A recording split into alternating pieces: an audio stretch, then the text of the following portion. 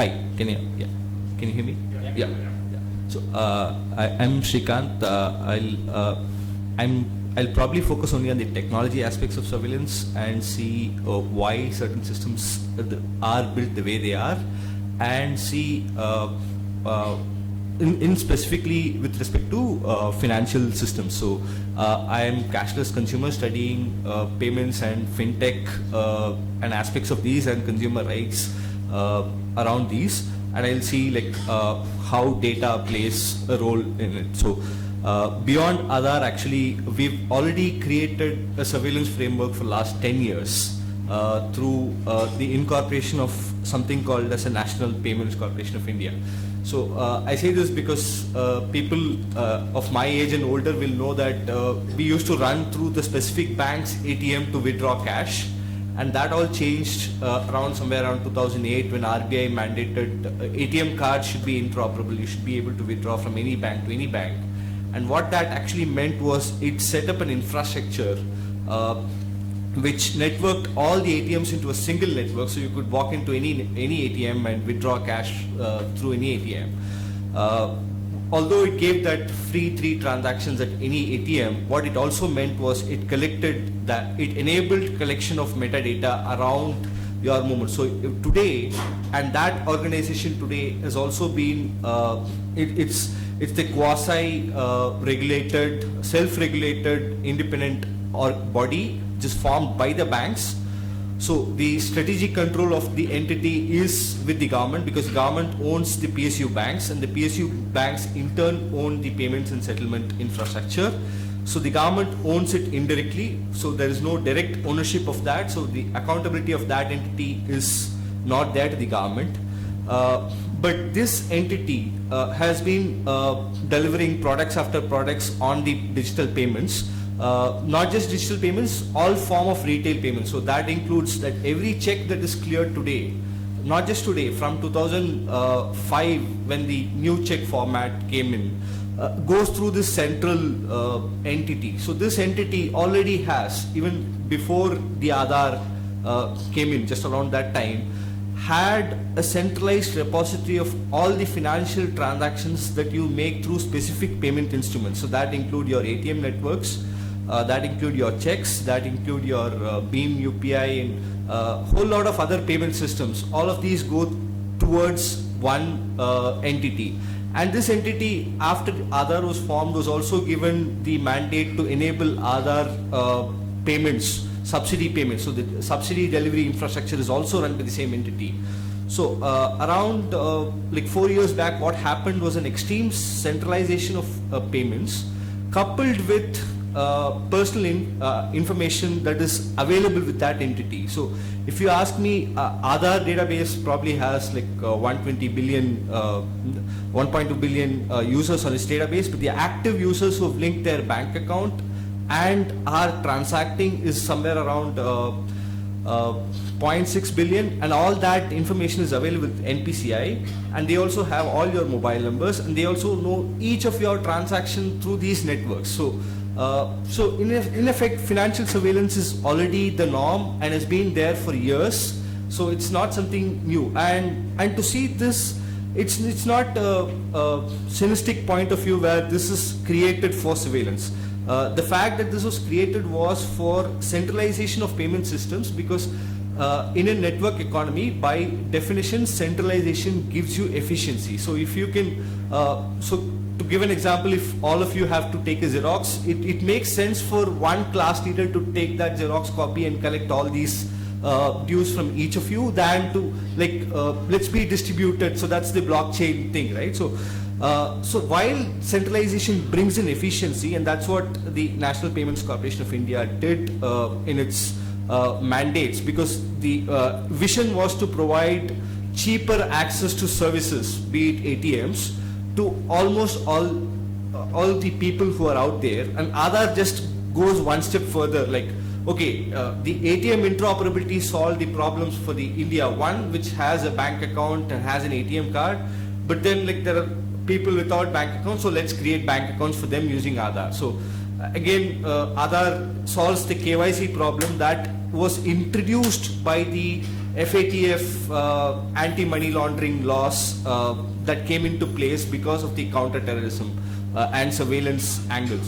So there was a question in the previous panel about like how banking secrecy laws will interplay with the data protection. So we already don't have the banking secrecy law. So because this infrastructure already centralizes that information, and the way government is strategically looking is to how do we monetize this as a group so that we can gain economic incentives out of this. So how can we sell this market, this bigger market?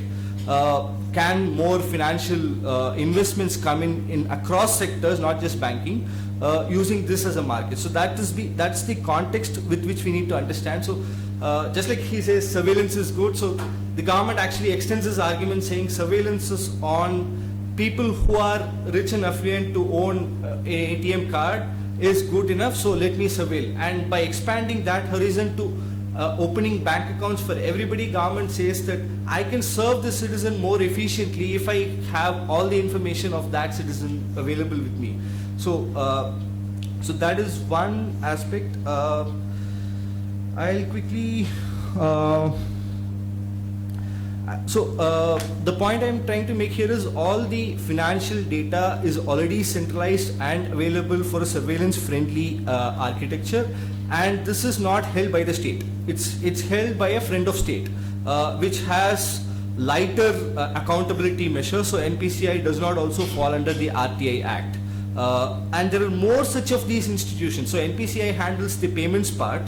There's another entity called Insurance Bureau, which collects all of your insurance related data and puts it into a centralized framework, because that actually gives efficiency for the insurance companies to operate profitably. So it is in the interest of the market that data is aggregated centrally and kept so that more efficient use of that data can lead to cheaper access to services. But the line is never been drawn, because if you collect more and more data, then beyond a point people will not even ask questions. So that's where. So that brings to the next point about RBI itself. So this kind of departs from the existing structure where non-state actors or friend of state actors collect data. Now the RBI wants to collect all the credit information through what is known as public credit registry. So public credit registry would essentially have an Aadhaar linked, so for every loan you would need an Aadhaar, and all that loan detail, your repayment detail would be centrally stored in what is known as public credit registry. And this will, the idea behind this is this will lead to lower defaults, this will lead to a better credit profiling of people so they can give access to cheaper loans. So this is the rationale behind this particular project, and this is being carried out by the RBI itself. So what is happening is the state itself is now actively seeking on centralizing data, but it's not calling it surveillance because it does not see that as surveillance. I'll quickly go on to the role of data economy. So the Sri Krishna committee or the judgment talks about free and fair digital economy, and that's the rationale behind, or that's seen as one of the rationale behind accepting the data collection by various entities mandated by regulations. So, but the problem with that argument is, even if you for a moment let the civil rights side, you need a free and fair digital economy, and that digital economy is it really free and fair? So that again comes around to the point where you have the state owning and operating, or through its friend of state partners having strategic control over entities which are mandating the markets on how they function. So for example, like the GSTN, the state owns only a strategic control of 49%, but the function of that it's a monopoly on that is collecting data on the tax network system. So, and that data is very valuable for somebody else, like say a equity investment house which is looking at investing on India, right? So and entry into these markets. So if we talk, say, about payments, you might have read the news about like WhatsApp coming into payment space, right? And how it's being contested, and because citing the regulations around data localization. I'll come to data localization in a bit, but before that, like, entry to the market is being mandated by or is being controlled by a set of actors who may not necessarily be legislators, who may not necessarily again be regulators, but quasi regulatory bodies and industry interests which control who gets to enter the market and serve the market. So even in that context, while data is being centrally collected, you are not achieving the end goal of free and fair digital economy, because your digital economy is again controlled by a set of interests which acts arbitrarily. So extending to RBI, we say about the DPA talks about sectoral independence, or to speak it will be sector specific. Regulators will then decide what to be sensitive, what's the norm around that sector.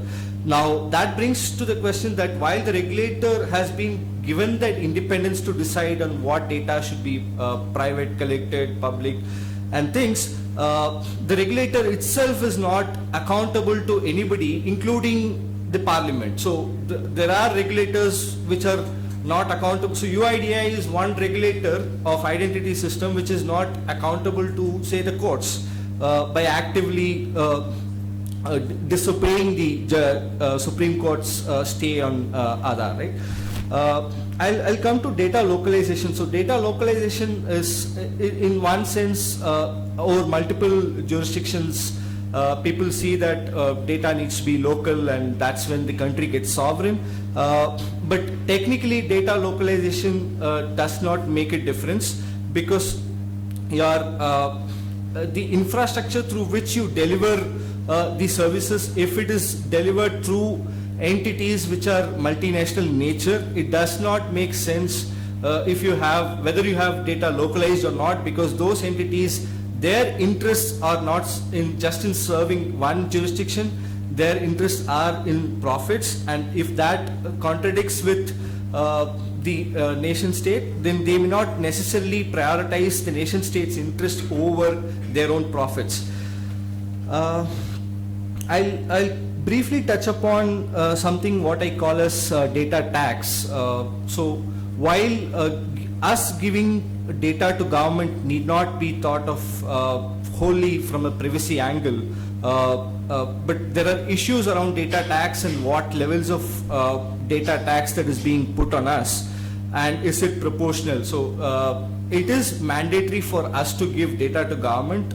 Again, the arguments of efficiency, transparency, and say in the purpose of taxation itself, one has to be compliant by paying the tax. So one can extend the argument even to non-monetary things, not just your revenues and tax being paid on top of that, and can say that it is probably good for people to give data to the government, but the government should actually then say that this is how I will collect data from each of you, and I will not own all your data. You have choice to tell me how much of data that you want to give, or if there is a contention on that, then that should be discussed, and a percentage of taxation should be agreed. Just like, so currently if I can say the 100%, if I can say we are being data taxed at 100%, wherein like you are forced to give all your information that you hold to one or the other